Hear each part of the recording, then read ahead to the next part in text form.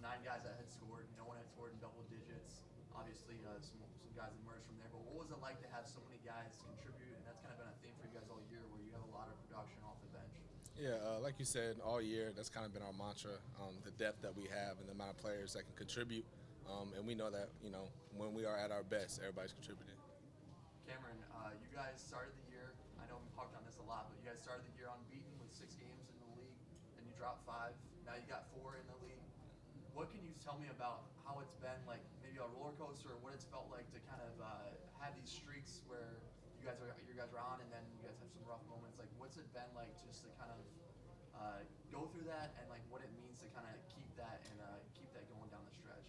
I mean, in the beginning of the season, before we start, we know it's going to be ups and downs. We know it's not going to just be a perfect season. And to get out on a start we did was perfect for us.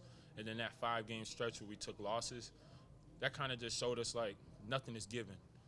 We got to come in every day and work and just get after it. And we got a lot of older guys on our team, so it wasn't really hard to just get that across to everybody. But everybody was so just taking that, just soaking all that in and all that information in, and like guys like Trent stepped up coming off the bench. I mean, like if we didn't have our bench coming up and step up today like that, it'd be a dogfight out there. And just for guys to be ready and knowing that they might not get their chance, but to still be ready on the bench is just wonderful to see. Team coaches always said he wants you to shoot the three, but not rely on the three. The last 2 games, 36 threes hit. Is it coming contagious with you guys? I mean, once one guy starts hitting, everybody just wants to get on the act right now. I think so, and I think just those over that 5-game losses, we didn't shoot the ball really well over the 3, and we knew percentages were going to have to just vary out and just go by percentages in a little bit, but just the confidence that everybody has still to still shoot their open shots, and then if the next guy makes it, I know that boosts my confidence personally. So I feel like everybody shooting with a lot of confidence, and then the threes we made last game against Murray State, it's kind of easy to come in here and just rely on them, like you said. But I feel like we did a great job. We took open ones. I mean, people when they're going over game plan, they try and keep us out the paint a lot. So if we're open threes, we got to take them, and if we're missing, we're missing. But the open ones, we got to still take with confidence. There's games that you don't get to play as much as you want to. What's the mindset? You get in tonight, take advantage of it. What is that mindset when you don't get to play as much to stay ready to go when your number is called? Yeah, I mean, we have a lot of good players. So, like you said, that can happen where guys, get DMPs. But I think it's important that we all stay ready because we have a big team. We have a deep team, and, you never know whose number is going to be called.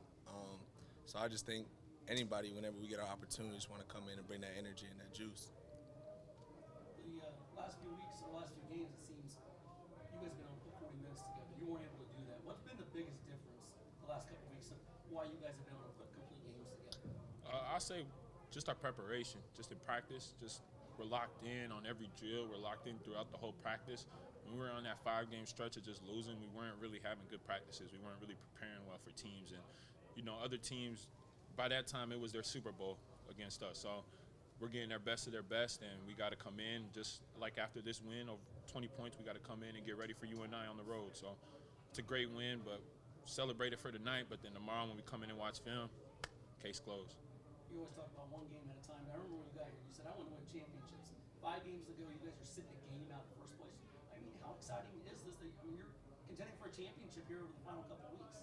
It's very exciting to go into my last year and knowing that we got the chance to win a conference championship and we got a chance to go to Arch Madness and really make some noise this year. I mean, I love it. That's why I do this. I do it for times in March and times like this where you're 1 game behind and you can't lose a game, and just coming in locked in every day. We're just waiting on the teams in front of us to fall so we can take that spot.